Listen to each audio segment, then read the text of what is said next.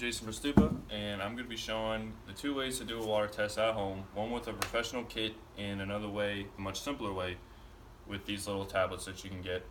Both of these items you can get at any pool store, Pinch Penny, Pool Medic, all those. And it's just a way to test your water chemistry at home to make sure you're not damaging your pool. Water can be naturally corrosive, so if you're not keeping up with it, it can do damage to your skin, do damage to your eyes, your ears, do damage to the pool. And you can also use these for fish tanks or even your just tap water if you just want to see what the alkalinity and pH of it is. So to get right into it, you're going to take your comparator here, this is what they call it, fill it up to the brim with the water you're testing. So I've got water from my pool. Take the top off, and on one side there is a cell marked chlorine, one side there's a cell marked pH.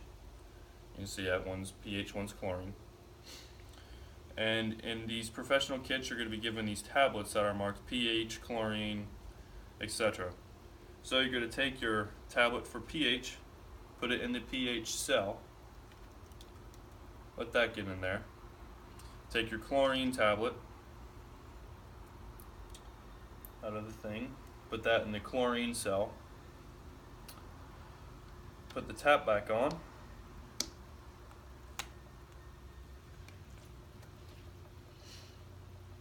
and then give it just a little turn, just a little movement like this. Let that spread around there, not too much so you don't throw off the reading. And then hold it up towards the sun. And you'll see your pH. On the side, it has colors of the water indicating what pH it is. And you just match that up with the color that you have on the left. And it looks like this pH is about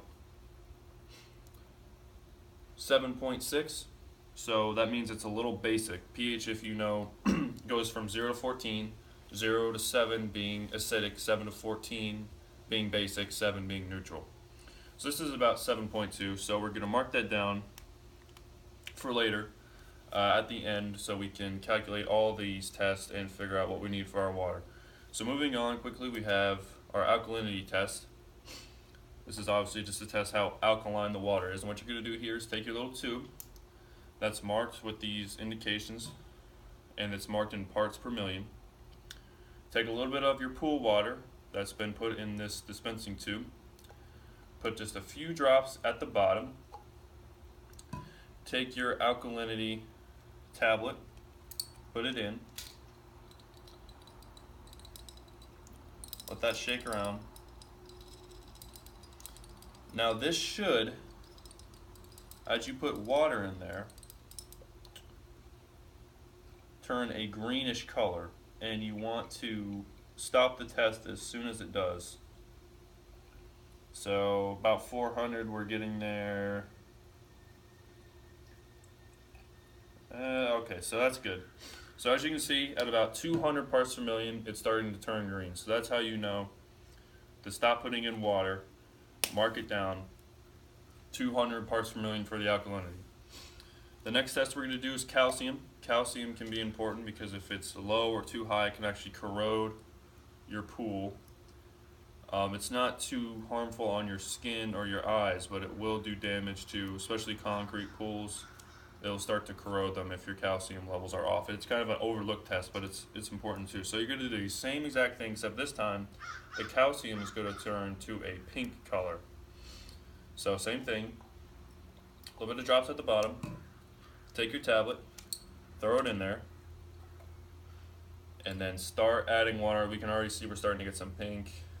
Yeah, it's going to turn violet initially, and then it'll start to turn pink. So this is, yeah, that's pretty pink right there. So 350 parts per million for the calcium. So our last test is going to test for the cyanuric acid. This one's an optional test at home. It's a little bit harder to see, but I will show you how to do it now because it's important to know how much acid's in your pool, obviously. So same thing, you're going to take your pool water, fill it up in your tube here to the black line, the second black line. About right there. Take your tablet, put it at the bottom, and then you can either wait for it to dissolve or you can take your test tube put it in there and crush it, which is what I'm going to do just to save time here. There we go. It'll just kind of make a pop, and you can swirl it around a little bit. And what you're going to do is, at the bottom, there's a black dot. You're going to want to take this tube, stick it down into the water, looking from the top, and move it down until you can no longer see the black dot. For me, that's at about 60. And you're going to look at the water line to where you can no longer see it, which is about 60 for me.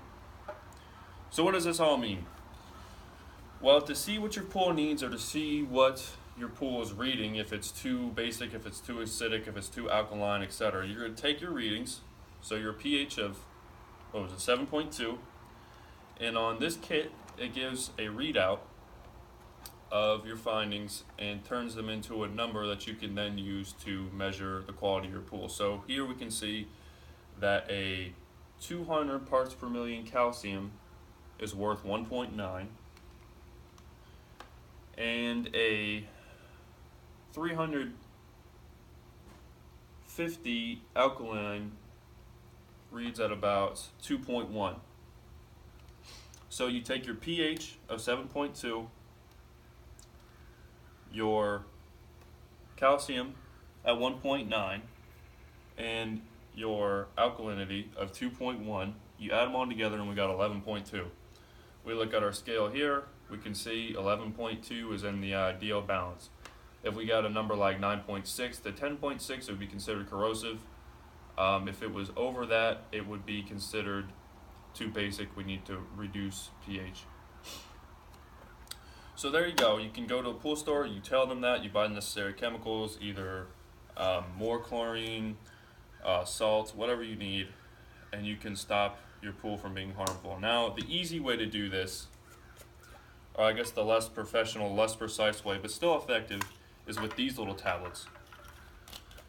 So you take your tablet out, you just need one. You take your pool water,